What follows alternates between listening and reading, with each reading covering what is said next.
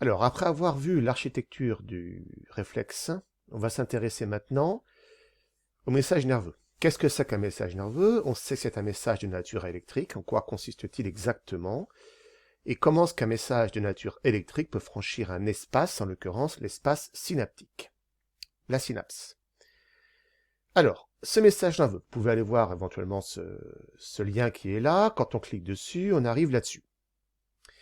Vous avez ici un logiciel, une application de simulation, une fibre nerveuse, d'accord, que l'on pourra stimuler, et on va enregistrer avec ces deux électrodes l'activité électrique à la surface de la fibre nerveuse. Cet enregistrement apparaîtra sur l'écran qui est là de l'oscilloscope. Au départ ici, je stimule, bien sûr mes électrodes sont placées au même endroit, hors de cette fibre nerveuse, j'ai donc aucun signal électrique, rien qui apparaît. Je vais descendre mes électrodes et en mettre une à la surface de la fibre nerveuse, l'autre à l'intérieur, comme ceci. Et là, je stimule. Et je m'aperçois que lorsque j'ai une électrode à l'extérieur, une autre à l'intérieur, j'enregistre une différence de potentiel entre l'extérieur et l'intérieur de la cellule qui est de moins 70 millivolts. Une différence de charge. C'est ce qu'on appelle le potentiel de repos. Et ce potentiel de repos, on l'enregistrerait pour toutes les cellules, quelles qu'elles soient, cellules nerveuses ou non. La différence qu'il y a entre une cellule nerveuse et les autres, c'est que ce potentiel de repos peut être modifié, peut être perturbé, et c'est ce qu'on va appeler un message nerveux. Pour ça, je vais stimuler.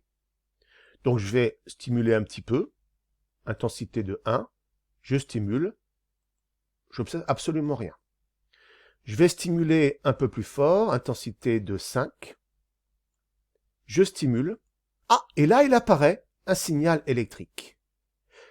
Ce signal électrique, c'est une dépolarisation de la fibre nerveuse, suivie d'une repolarisation de la fibre nerveuse, une petite hyperpolarisation avant de revenir à la normale. Ce signal électrique, c'est ce qu'on appelle un potentiel d'action. Vous voyez que ce potentiel d'action va naître au-delà d'un certain seuil. Ici, j'ai rien. Là, j'ai un potentiel d'action. Donc, il peut, lorsque je stimule une fibre nerveuse, il peut apparaître à sa surface un potentiel d'action. Ce potentiel d'action, on le voit ici, est très caractéristique dans sa structure, une structure du potentiel d'action qu'il faut que vous connaissiez. Voilà. Je suis au potentiel de repos, moins 65, moins 70. J'ai stimulé. Il apparaît une dépolarisation suivie d'une repolarisation, une hyperpolarisation avant de revenir au repos. C'est un potentiel d'action. Qu'est-ce que j'observe? Quand j'augmente l'intensité de la stimulation, et je stimule ici, eh bien j'ai toujours un potentiel d'action. L'amplitude du potentiel d'action n'augmente pas. Je vais toujours de moins 70 à 30 millivolts. Je stimule à 1, il ne se passe rien. Je stimule à 5, j'ai un potentiel d'action. Je restimule à 1, il ne se passe rien. Je stimule à 10, j'ai toujours un potentiel d'action exactement le même que celui que j'avais quand j'ai stimulé à 5. Ça veut dire que quand j'augmente l'intensité de la stimulation, l'amplitude du potentiel d'action ne varie pas. Le potentiel d'action est un signal invariable. Par contre, maintenant, je vais venir ici et je vais augmenter longuement ma stimulation, plusieurs fois. D'accord? Quand j'augmente plusieurs fois ma stimulation, je vois qu'il apparaît plusieurs potentiels d'action. Ça, c'est une idée importante. Je reviens ici à mon logiciel qui est là. Voilà, je mets avec cette diapo qui est là. Vous avez ici ce qu'on appelle un corpuscule de Pacini. Un corpuscule de Pacini, c'est un corpuscule qu'on trouve dans la peau qui est sensible à la douleur. Et je peux stimuler ce corpuscule de Pacini faiblement, moyennement, fortement. Ce corpuscule de Pacini, c'est l'organe récepteur. Et sur la fibre nerveuse entourée par la gaine de myéline, je peux ici enregistrer l'activité électrique. Quand je stimule faiblement le corpuscule de Pacini, sur la fibre nerveuse qui est là, j'enregistre 1, 2 potentiel d'action. Quand je stimule plus fortement, j'ai 4 potentiels d'action. Quand je stimule encore plus fortement, j'ai 1, 2, 3, 4, 5, 6 potentiels d'action. Autrement dit, idée fondamentale, quand l'intensité de la stimulation augmente, ce n'est pas l'amplitude du potentiel d'action qui va augmenter, c'est la fréquence des potentiels d'action. On dit que le message nerveux est codé en fréquence de potentiel d'action. Idée absolument essentielle. Le potentiel d'action, c'est un signal invariable. Quand j'augmente l'intensité de la stimulation, ce n'est pas l'amplitude du potentiel d'action qui va augmenter, c'est la fréquence du potentiel d'action. Une cellule nerveuse se caractérise par le fait qu'elle a, comme toute cellule, un potentiel de repos, une différence de potentiel entre l'intérieur et l'extérieur de la cellule, mais la cellule nerveuse par rapport aux autres cellules a cette caractéristique que ce potentiel de repos peut être modifié et il peut se former un potentiel d'action. Bien. Potentiel d'action, invariable. Quand on augmente l'intensité de la stimulation, ce qui augmente, ce n'est pas l'amplitude du potentiel d'action, c'est la fréquence. Qu'est-ce qui va se passer quand on arrive à la synapse? Puisque le message nerveux est un message de nature électrique. Ici, j'ai une synapse entre cette cellule nerveuse qui est là, qui est le neurone sensitif, et cette cellule nerveuse qui est là, qui est le neurone moteur.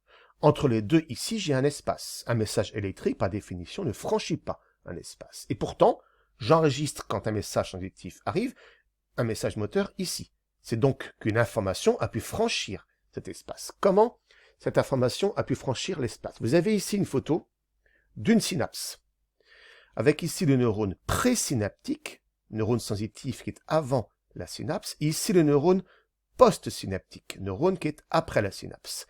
Ici, l'espace synaptique, l'espace qui est entre les deux neurones. Vous avez ici une synapse neuronique entre deux neurones. Bien. Je regarde ce qui va se passer quand je vais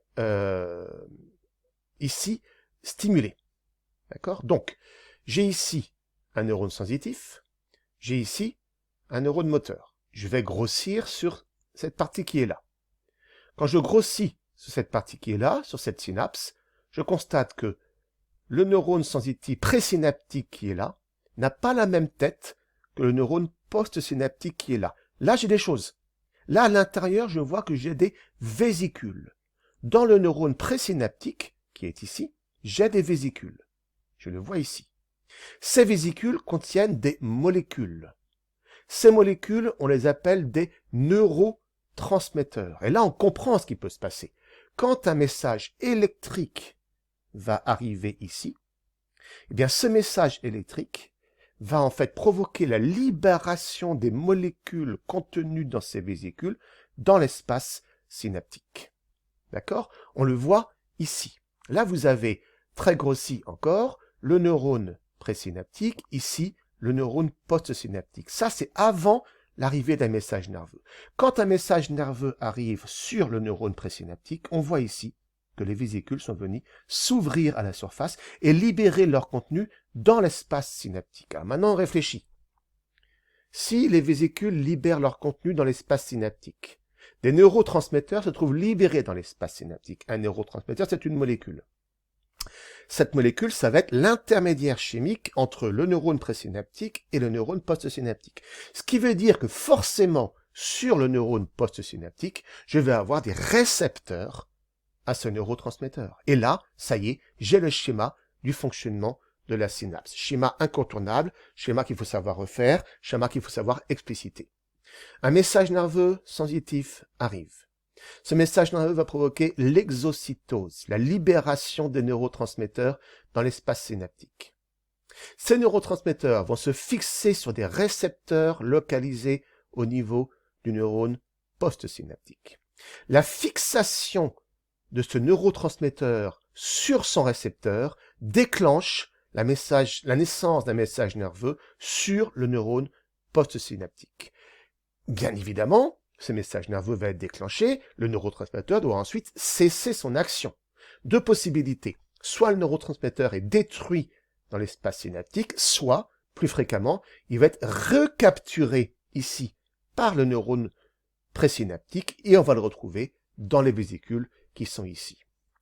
Quand l'intensité de la stimulation augmente, la fréquence des potentiels d'action circulant sur le neurone sensitif va augmenter.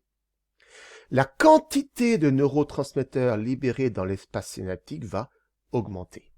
On a ici un message chimique qui est codé en concentration de neurotransmetteurs. La concentration de neurotransmetteurs libérés dans l'espace synaptique va être fonction de la fréquence des potentiels d'action qui arrivent à leur niveau sur le neurone présynaptique. Bien. Maintenant, j'ai une deuxième synapse dans le cadre du neurone du réflexe myotatique, qui est la synapse que je vais avoir ici, au niveau de la plaque motrice. D'accord? Ici, j'ai une synapse où j'ai le neurone moteur qui fait synapse avec la cellule musculaire. Une synapse neuroneuronique, une neuromusculaire qu'on appelle la plaque motrice. D'accord? Qu'est-ce qui va se passer au niveau de cette plaque motrice? J'ai ici le neurone moteur. J'ai ici la synapse, d'accord, entre le neurone moteur et le muscle. Dans le muscle, je trouve ici des mitochondries. On verra le rôle plus tard. Je trouve ici des myofibrilles. Là aussi, plus tard, on étudiera ces myofibrilles. Et là, j'ai des vésicules qui contiennent un neurotransmetteur. Le neurotransmetteur impliqué dans cette synapse s'appelle l'acétylcholine. C'est le seul neurotransmetteur que vous devez connaître, dont vous devez connaître le nom. D'accord? Le neurotransmetteur impliqué dans la plaque motrice, c'est un neurotransmetteur qu'on appelle l'acétylcholine. On en reparlera très souvent. Vous apprendrez à connaître son nom. Donc, dans ces vésicules qui sont ici, j'ai de l'acétylcholine qui va être libérée dans l'espace synaptique. C'est cette molécule libérée dans l'espace synaptique qui va être à l'origine de la contraction du muscle. Comment ça marche exactement? Vous avez ici la plaque motrice. D'accord? Vous avez ici une fibre musculaire, qui est en fait une cellule musculaire qui va se contracter. Cette cellule musculaire, vous l'avez ici. J'ai sa membrane cellulaire qui est là, et cette membrane s'invagine, vous voyez ici, sous la forme de ce qu'on appelle des tubules transverses. D'accord? À l'intérieur de cette cellule musculaire, vous avez des myofibrilles. Ces myofibrilles, on les verra bien plus tard, quand on étudiera la cellule musculaire plus en détail, ce sont elles qui sont responsables de la contraction. Et ces myofibrilles sont entourées par une cavité qu'on appelle le réticulum sarcoplasmique, qui apparaît ici en bleu. Et ce réticulum sarcoplasmique va jouer un rôle important dans la contraction musculaire. Réticulum sarcoplasmique. Voilà. Comment ça fonctionne? Donc là, je retrouve la structure, hein. La plaque motrice, ma cellule musculaire qui est ici, les myofibrilles et les mitochondries, et ces différentes myofibrilles sont entourées par un compartiment qui est là, qu'on appelle le réticulum sarcoplasmique, avec la membrane qui va s'invaginer comme ceci, okay, à l'intérieur. Quel est le déroulé des choses? On s'aperçoit que quand j'ai ici un potentiel d'action musculaire issu de l'arrivée d'un message moteur, ce potentiel d'action musculaire, on s'aperçoit qu'il est immédiatement suivi dans la cellule musculaire d'une hausse de la concentration en calcium, et que cette hausse de la concentration en calcium est immédiatement suivie d'une augmentation de la tension mécanique de la fibre musculaire. Celle-ci se contracte. Donc ce qui fait se contracter la fibre musculaire, c'est l'augmentation de la concentration en calcium dans la cellule, et cette augmentation de la concentration en calcium dans la cellule musculaire est la conséquence d'un potentiel d'action musculaire qui va être né suite à l'arrivée d'un message moteur. Comment est-ce qu'on peut résumer les choses? Un message nerveux moteur arrive, met en mouvement des vésicules au niveau de la plaque motrice, libère de l'acétylcholine dans l'espace synaptique de la plaque motrice. Cette acétylcholine se fixe sur des récepteurs ici, situés sur le muscle. Ça provoque la naissance de potentiels d'action musculaire. Ces potentiels d'action musculaire circulent sur le muscle et notamment au niveau des tubules transverses. Ces potentiels d'action musculaire provoquent la libération par le réticulum sarcoplasmique de calcium. C'est lui qui libère le calcium. Et ce calcium libéré provoque la contraction des muscles, provoque la contraction musculaire. Voilà pour l'enchaînement des faits qui aboutissent à la contraction des muscles. D'accord? Dans un deuxième temps, dans une deuxième vidéo qui va suivre, on verra comment est-ce qu'on peut agir sur ces neurotransmetteurs. On va voir que les médicaments, les drogues agissent à ce niveau-là, au niveau de la synapse, pour pouvoir modifier son activité. Voilà pour cette vidéo, assez dense, à vous de la reprendre, à vous de la travailler, et après, vous passerez sur la vidéo suivante.